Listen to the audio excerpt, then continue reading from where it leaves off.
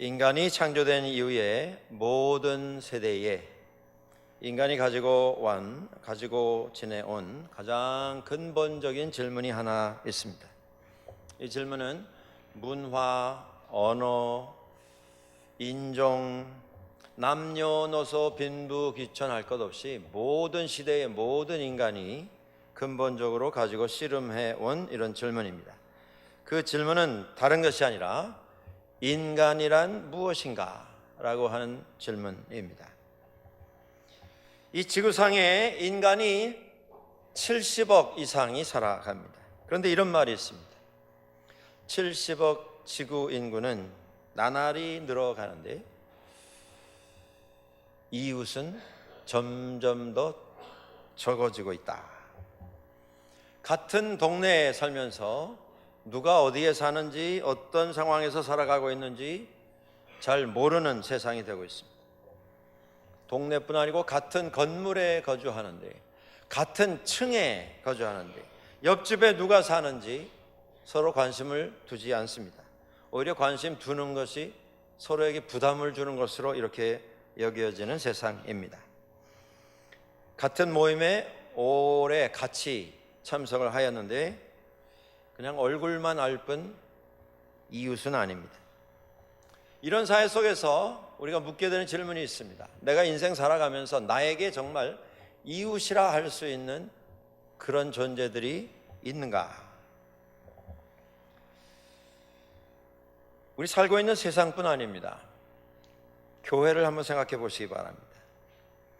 같은 교회에서 10년, 아니 수십 년 이 교회 창립 때부터 같이 지내왔는데 세상은 세상 나름대로 바빠서 서로 관심 가지지 못한다고 하지만 교회도 혹시 세상 너무 많이 닮아가는 이런 상황 속에서 그런 오랜 시간 같은 교회를 섬겼으면서도 우리가 서로를 모르고 있는 건 아닌지, 서로 이웃이 아닌 서로 나그네로 한 공간에서 머물 뿐 관심을 가지지 못하고 있는 건 아닌지 한번 생각해 볼 필요가 있을 것입니다. 어떤 교회 목사님이 설교하시면서 그런 간증한 것을 제가 들은 적이 있습니다. 서울 지역에서, 한국에서 그저 누구라 하면 뭐 다 알 수 있는 아주 큰 교회를 성장을 시키신 이런 목사님이신데 어느 날 바쁜 일정 속에서 택시를 타서 이제 기사분에게 어디로 가십시다 이제 출발을 했는데 기사분이 앞에서 거울 통해서 자꾸 이렇게 쳐다보더랍니다. 그러더니 그 기사분이 이렇게 말씀하더랍니다. 목사님 오늘 뭐 바쁘신가 보죠? 어디 가십니까? 뒷자리에 앉았더니 목사님이 이제 깜짝 놀라서 아니 제가 목사님을 어떻게 아십니까? 그랬더니 그 운전하시는 기사분이 목사님 제가 목사님 교회의 아무개 집사입니다. 그러시더랍니다. 교회가 너무 커져버린 나머지 이웃은 만나지도 못하고 가질 수도 없는 너무 바쁜 교회가 된 것은 아닌지, 너무 바쁜 목사, 너무 바쁜 교인, 너무 바쁜 인생 우리가 다 그렇게 살고 있지는 않은지 모르겠습니다. 이건 다 아는 사실이고 우리가 다 인정을 합니다. 그러면서도 우리는 너무 바빠서 이웃이 없습니다. 이웃을 만들지를 못합니다. 요즘 들어서 점점 더 많은 사람들은 이웃을 귀찮게 생각합니다. 상대방이 우리 집에 대해서 관심 가지는 것도 귀찮고 나도 상대방에 대해서 관심 끊는 것을 더 편하게 생각합니다. 많은 사람들에게 있어서 이웃이라고 하는 것은 같이 대했을 때 마음이 편한 사람입니다. 생각이 맞고 마음이 맞고 수준이 맞는 사람, 그 사람이 이웃이다 이렇게 생각합니다. 혹시 교회도 이런 판단을 가지고 우리가 그저 이름만 같은 교회에서 공간만 공유를 하면서 이렇게 지내오고 있는 건 아닌지 모르겠습니다. 교회는 신령하고 거룩하고 경건한 사람들만 모이는 곳. 그래서 그 기준에 통과하지 못하는 사람들에 대해서는 관심을 가지지 않는 그런 교회가 이 세상에서 점점 많아지고 있는 건 아닌지 모르겠습니다. 오늘 주님께서 해주신 이 말씀은 대단히 유명한 비유의 말씀을 담고 있습니다. 우리는 이 비유의 말씀을 이름지어서 선한 사마리아 사람 이야기라고 부릅니다. 한 유대인이 주님께 자신의 좀 의로움을 과시하기 위해서 질문을 던집니다. 주님, 그러면 누가 우리의 이웃입니까? 이 사람은 의도하지 못한 상태에서 이 질문을 던졌습니다마는 그가 주님께 던진 누가 이웃입니까? 라고 하는 이 질문은 제가 서두에 말씀드린 모든 인간이 씨름해왔던 가장 근본적인 인간은 무엇인가? 라고 하는 내용을 담고 있는 질문입니다. 이 비유의 제목을 우리들이 선한 사마리아 사람이라고 부릅니다. 그냥 강도를 도와준 사마리아 사람 이렇게 부르지 않고 그 앞에다가 선한이라고 하는 이름을 수식어를 붙이는 이유가 무엇이라고 여러분들 생각하십니까? 그냥 사마리아 사람 하면 왠지 우리가 가지고 있는 사마리아 사람에 대한 생각, 이해, 그림이 머리에 떠오릅니다. 선한 사마리아 사람, 그 이름이 좀 특별한 이름입니다. 왜냐하면 마치 이것은 선한 도둑, 선한 나쁜 인간 뭐 이런 의미를 담고 있는 게 아닌가. 그래서 이 사람이 선한 사마리아인이기 때문에, 사마리아인이면서 선한 일을 했기 때문에 특별한 사람이다라고 하는 뭔가 좀 모순된 이런 내용을 전달하는 이름이 아닌가 생각을 해보게 됩니다. 왜 이렇게 된 것입니까? 우리 사람들이 가지고 있는 선입견 때문에 선한 사마리아 사람이라고 하는 이름이 붙은 것이라고 저는 생각합니다. 사마리아 사람은 당시에 유대인들로부터, 이스라엘 사람들로부터 아주 극심한 차별의 대상이 되었던 사람들입니다. 그들은 역사 속에서 오래전에 이방 나라가 쳐들어와서 그 땅을 점령했을 때에 신앙을 포기했습니다. 이방인들이 가지고 들어온 그들의 신앙에 다 귀화했습니다. 선민 이스라엘이라고 하는 이런 의식도 다 내려놓고 이방 사람들과 동화되는 이런 삶을 살았습니다. 그렇기 때문에 사마리아 사람 하면 그 당시의 유대인들은 당연히 사마리아 사람은 세속적이고 타락한 세상에 물들은 사람들이고 비인격적이고 경건하지 못한 이런 삶을 살고 있다라고 하는 선입견을 가지고 있었습니다. 오늘을 사는 우리들도 그런 선입견에 물들어 있지는 않습니까? 우리가 이 북미에 와 살면서 그런 이야기를 참 많이 듣습니다. 유대인들은 다 돈에 눈이 먼 사람들이다. 유대인이면 다 눈에 돈이 먼 사람이겠습니까? 흑인들은 다 폭력적이다. 북미의 모든 범죄가 다 흑인들 때문에 일어난다. 모든 흑인이 다 그렇게 살고 있습니까? 또 북미에 살면서 그런 이야기도 듣습니다. 유색 인종들은 이 서구 문화에 대해서 이해가 부족하고 세련되어 있지 않다. 그게 합당한 평가라고 여러분도 생각하십니까? 그렇습니다. 이 세상이 나름대로의 편견을 가지고 있습니다. 선입견을 가지고 있습니다. 결국 시간이 지나가면서 지구 인구는 늘어날지라도 이웃은 점점 줄어들고 있는 가장 중요한 이유가 거기에 있다고 저는 생각합니다.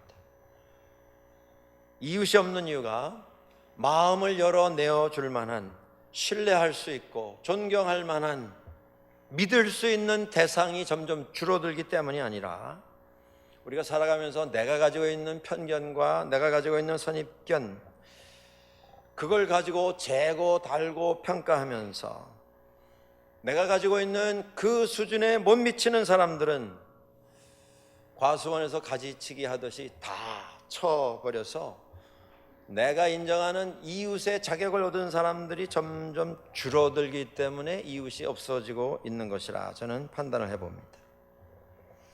예수 그리스도의 이웃은 누구이셨습니까? 예수님께서 우리 가운데 오셨습니다. 우리와 함께 사셨습니다. 주님은 이웃을 찾아다니셨고 이웃을 만드셨습니다. 그런데 우리 한국교회가, 북미에 나와 살고 있는 우리 한인 이민교회가 과연 우리가 살아가고 있는 이 시대에 소외된 분들, 어려운 일이 있는 분들, 경제적으로, 가정에, 그분의 성장 배경에, 성격적으로, 자녀 문제로, 대인관계에 있어서, 결혼 등의 문제가 있어서 아파하고 고통스러워하는 이런 상황에 있는 분들에 대해서 우리가 얼마나 관심을 가지고 있는가? 이건 대단히 중요한 질문입니다. 예수님의 복음의 결론이 무엇입니까? 인간을 향한 하나님의 사랑, 그것입니다. 한이 없는, 끝이 없는 하나님의 사랑, 그것입니다. 하나님의 사랑 자체이신 예수 그리스도께서 우리 가운데 오셔서 그분이 많은 시간과 열정을 들여서 당신의 삶의 거의 전부를 다 쏟아 부어서 만나신 그 이웃이 누구였습니까? 소외당한 이웃들이 아니었습니까? 나면서부터 일어나지 못했던, 나면서부터 앞을 본 적이 없는, 말을 하지 못하는 장애인들이 아니었습니까? 귀신 들린 사람 아니었습니까? 중풍병 앓던 그런 분들이 아니었습니까? 문둥병 앓던 그런 분들이 아니었습니까? 가늠하다 잡혀서 돌 맞아 죽게 됐던 여인, 또 그런 상황이 무서워서 아예 밖에 나오지 않다가 아무도 다니지 아니하는 가장 더운 시간에 가장 힘든 일인 우물에서 물 깃는 일을 하기 위해서 우물가에 나왔던 사마리아 여인, 돈이 하나님같이 되어서 돈을 위해서 살았던 세리, 어부, 누가 봐도 자기 인생 자신이 책임질 수 없는 무능력자처럼 보이는 이런 사람들, 중증 장애자들을 만나지 않으셨습니까? 가난한 자를 찾으시고 배고픈 자를 찾으시고 병든 자, 잃어버린 자를 찾아오시지 않으셨습니까? 세상 여러 곳 다녀보면서 제3세계 방문하면서 갈 때마다 마음 아픈 게 뭐냐 하면 먹는 것, 하루에 3끼가 아니라 하루에 한 끼라도 좀 굶주림 없이 지나갈 수 있도록 먹는 것, 가장 기본적인 어떤 권리가 아니겠습니까? 그런데 그것조차 해결되지 못해서 신음하고 고통하는 사람들이 너무 많다고 하는 것입니다. 그런데 그 가난과 배고픔 속에서 결국은 인간의 존엄성까지 다 포기하는 사람들을 너무 많이 봤습니다. 자기가 낳은 자식을 7살, 6살짜리들을 본 적이 없는 나그네에게 돈을 받고 파는 그런 부모들이 제3세계에 있습니다. 데리고 있어 봐야 먹을 거가 없어서 저러다 병들어 죽기 쉬운데 가서 밥이라도 먹여주면 얘를 보내겠다.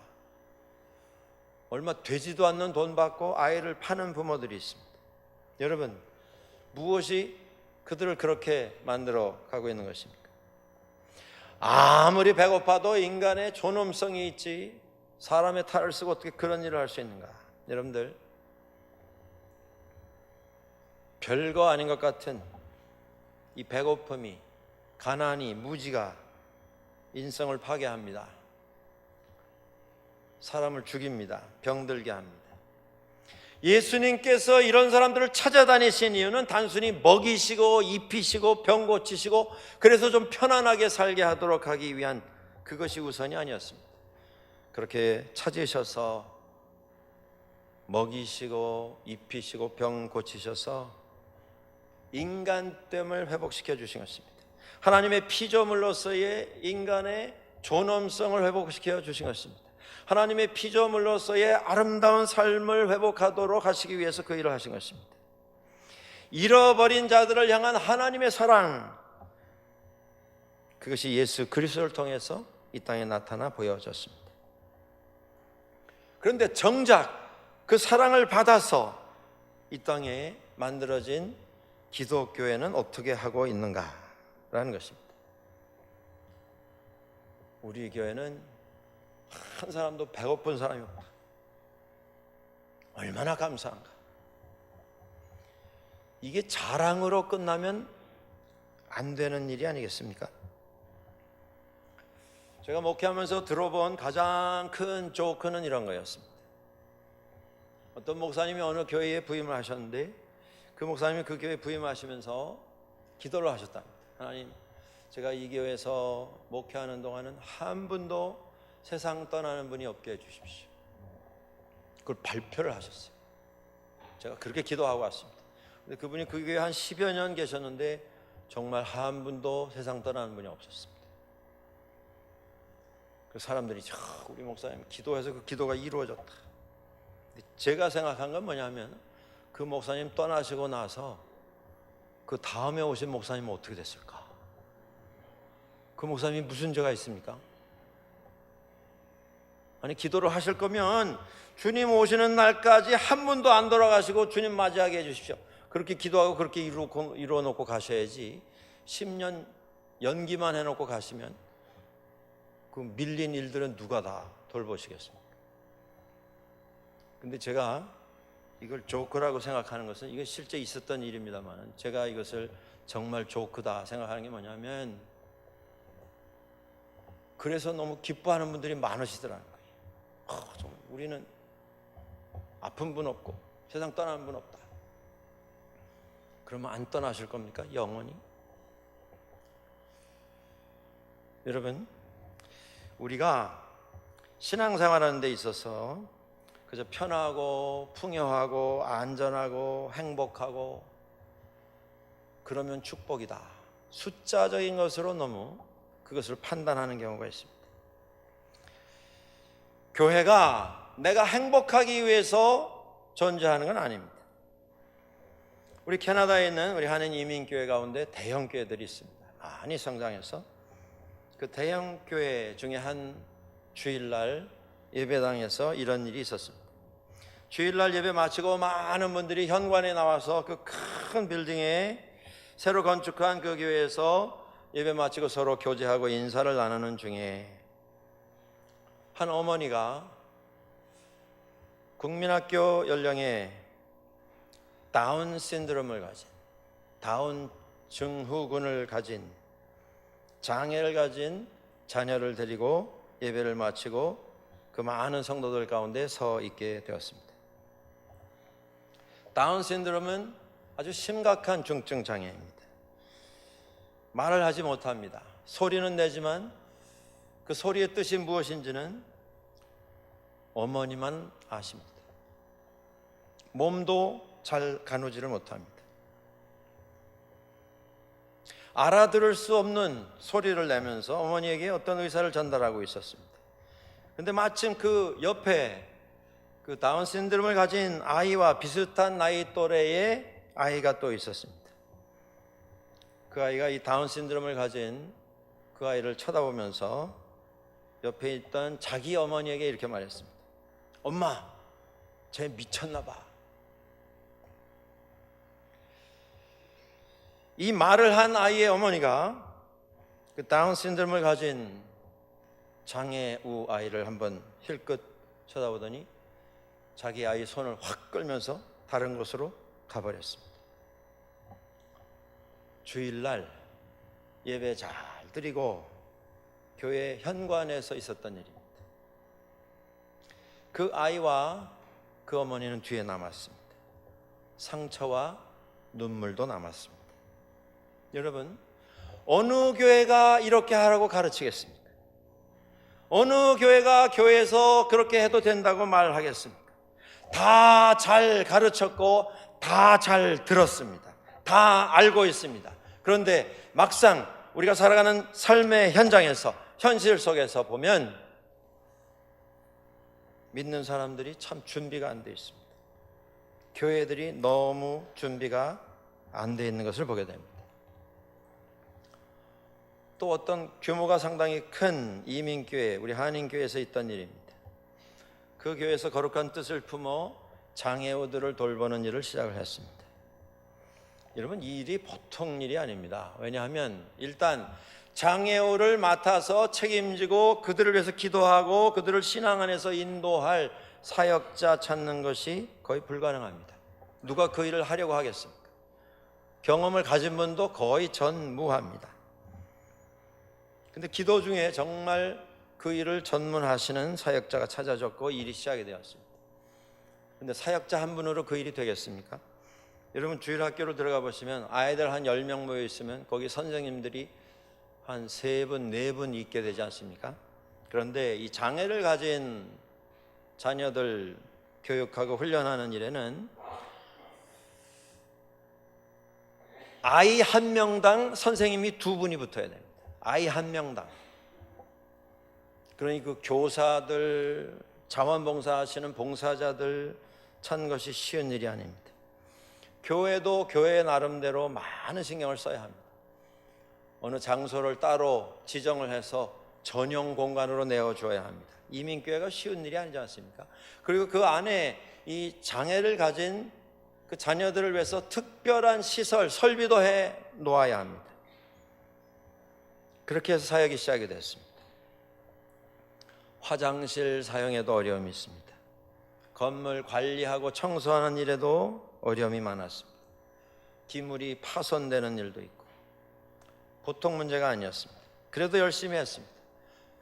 그런데 계속 시간이 지나서 몇 년이 지나면서 교회 안에서 불평을 호소하는 분들이 나오기 시작했습니다. 화장실이 정리가 안 됩니다. 또 주중에 이 일을 계속 진행을 했기 때문에 주일날 와서 그저 몇 시간 하고 돌아가는 게 아니고 주중에도 한 5시간 자녀들이 교회로 모여서 거기서 훈련받고 또 집으로 귀가하는 일이 진행이 되었기 때문에 주중에 거기서 식사도 하게 되었고 뭐 여러 가지 일들을 하다 보니까 여러 가지 불편한 이런 일들을 지적하는 분들이 나오게 됐습니다. 음식 냄새도 있고 부엌 정리하는 일도 있고 청소하는 일, 수리하고 건물 계속 유지하는 일, 계속 어려움들이 나오면서 불평과 불만을 이야기하시기 시작했고 이런 일들이 당회에서도 이야기가 되기 시작했습니다. 당회에서 이런 말들이 나왔다고 합니다. 목사님, 이거 꼭 해야 되는 일입니까? 이렇게 자꾸 불편하다고 하는데 이거 꼭 우리가 해야 되는 일입니까? 시간이 지나면서 목회자가 바뀌고 그러면서 조금씩 후원이 줄고 관심도 줄고 결국 시간이 지나면서 결국에는 그 장애우 사역이 그 교회에서는 종료가 되었습니다. 그래서 그 결과 화장실이 더 깨끗해졌습니다. 관리가 조금 쉽게 되었습니다. 수리하고 보수할 일이 줄어들었습니다. 부엌 청소가 훨씬 간편해졌습니다. 그렇게 불편해하던 음식 냄새도 없어지게 되었습니다. 저는 그 과정을 보면서 이런 생각을 했습니다. 주일날 일주일 내내 생활하시다가 주일날 교회에 와서 2시간 예배 드리고 돌아가는 그 수많은 분들을 위해서 어떻게 보면 이 장애를 가진 자녀들에게 있어서는 일생이 걸려있는, 그 장애를 가지고 있는 자녀들의 부모님들에게 있어서는 삶의 가장 중요한, 가장 힘들고 무거운 짐을 지고 가는 그 일을 돕기 위한 교육 프로그램이 그저 2시간 예배 드리고 가면서 화장실 청소가, 부엌 정리가, 냄새나는 이것이 저것이 원인이 되어서 결국 중지해버린 그 현실을 보면서 저는 개인적으로 이런 생각을 했습니다. 도대체 누가 장애인인가? 정말 누가 장애를 가진 사람인가? 우리들은 다 예수 믿은 사람들입니다. 예수 믿고 살아가는데 우리 삶 속에 정말 주님께서 관심을 가지셨던 그런 분들이 이웃이 되고 있습니까? 교회는 어떤 일을 쉽게 할 수 있기 때문에 그 일을 하는 것이 아닙니다. 그 일을 하면서 이전보다 돈을 조금 더 절약할 수 있기 때문에 그걸 선택하는 게 아닌 것입니다. 내가 드려야 하는 시간이 줄어들고 조금 불편하고 조금 불쾌한 일 조금이라도 줄이기 위해서 그걸 선택하는 것이 아닙니다. 내가 즐겁고 편하고 행복하기 때문에 그걸 선택하는 것도 아닙니다. 힘이 듭니다. 불편합니다. 불쾌합니다. 냄새도 좀 납니다. 청소도 더 해야 됩니다. 그럼에도 불구하고 그걸 선택하는 것은 그것이 주님이 하신 일이고 그것이 우리들에게 맡기신 일이기 때문에 우리는 그것을 하는 것입니다. 우리가 이민 와서 이 밴쿠버라고 하는 곳에서 삶을 살아가고 있습니다. 여러분들 다 뭐 몇 번씩 들으신 이야기겠습니다만은 이 밴쿠버라고 하는 도시는 이제는 세계에서 주택비가 가장 비싼 도시 세 도시 가운데 한 도시입니다. 북미에서는 1등이고 이미 세계를 통틀어서 3대 주택비가 제일 비싼 도시 가운데 하나입니다. 그런데 이 도시 안에서도 그렇게 주택비가 비싼 이 도시 안에서도 여전히 도시 빈민의 문제가 존재하고 있습니다. 먹지 못하는 것 때문에 고생하는, 가난 때문에 고생하는, 알코올 중독, 마약 중독, 범죄, 매춘, 폭행, 집을 나온 방황하는 청소년의 문제들, 이런 문제들이 우리 가운데 있습니다. 그것이 우리와 무슨 상관인가? 지역적으로도 우리는 별로 관계가 없고 우리 교회에 그것에 관여가 된 사람 하나도 없는데 그게 우리와 무슨 상관인가? 그냥 모른 체하고 깨끗하게 유지하고 유리처럼 반짝반짝하게 유지한다고 성공했다 생각하면 안 될 것입니다. 우리가 관심을 가지고 기도하고 우리의 시간도 우리의 물질도 우리의 힘도 우리의 정성도 들여서 도와야 하는 그 부분을 감당하는 것, 그게 우리의 책임입니다. 이 사마리아 사람 비유로 말씀하시면서 예수님께서 이렇게 말씀하셨습니다. 누가 이웃입니까? 그때 예수님께서 한 유대인이 예루살렘을 떠나 여리고로 내려가다가 강도들을 만났습니다. 떼강도를 만났습니다. 그래서 가진 것 다 빼앗기고 죽도록 맞았습니다. 옷까지 다 벗기고, 그리고 강도들은 그 때려서 실신한 사람을 죽으라고 길에다 팽개치고 도망을 갔습니다. 죽게 되었습니다. 그때 마침 이스라엘 신앙의 상징인 제사장이 나타났습니다. 맞아서 신음하며 죽어가고 있는 사람을 보았습니다. 그는 그 길로 도망을 쳤습니다. 그 다음에 레위인이 왔습니다. 율법의 대가들입니다. 죽어가는 사람을 봤습니다. 그도 도망을 쳤습니다. 다 이유가 있을 것입니다. 뭐 특별한 급한 사정이 있었을지도 모릅니다. 그리고 한참 지난 후에 바로 그 사마리아 사람이 왔습니다. 성경은 이렇게 적고 있습니다. 여행하는 중에 거기 이르러 그를 보고, 그 죽어가는 그 사람을 보고 불쌍히 여겼다. 긍휼히 여긴 것입니다. 은혜를 갖게 된 것입니다. 이 사람이 다른 것이 무엇이었습니까? 사람을 사람으로 본 것입니다. 불쌍히 여긴 것입니다. 이게 중요했습니다. 하나님께서 우리 인간을 대하실 때 우리를 향하여 가지신 그 긍휼히 여기시는, 불쌍히 여기시는 그 마음을 인간이 인간을 보면서 기억하게 된 것입니다. 우리가 그런 이야기 자주 듣지 않습니까? 교회는 건물이 아닙니다. 무슨 조직도 아닙니다. 교회는 사람입니다. 이 건물 안에 모여있는, 조직 안에 들어와 있는 사람, 그 안에 모여있는 영혼, 그 영혼이 서로를 보면서 주님의 마음으로 서로를 긍휼히 여길 수 있으면 그것은 주님이 함께 하시는 교회가 되는 것입니다. 20세기의 유명한 신학자요 철학자 가운데 마르틴 부버라고 하는 사람이 있습니다. 이분은 유대인입니다. 20세기에 많은 영향을 끼쳤던 신학자입니다. 그는 제가 서두에 제시했던 인간의 가장 근본적인 문제에 대해서 질문합니다. 인간은 무엇인가? 모든 시대마다 이것에 대한 명쾌한 답을 찾기 위해서 인생은 씨름해 왔습니다. 철학자도 씨름하고 정치가도 신학자도 씨름했습니다. 그러나 철학자 헤겔도 칸트도 대답하지 못한 가장 근본적이고도 존재론적인 이 질문에 마르틴 부버는 이렇게 대답을 제시합니다.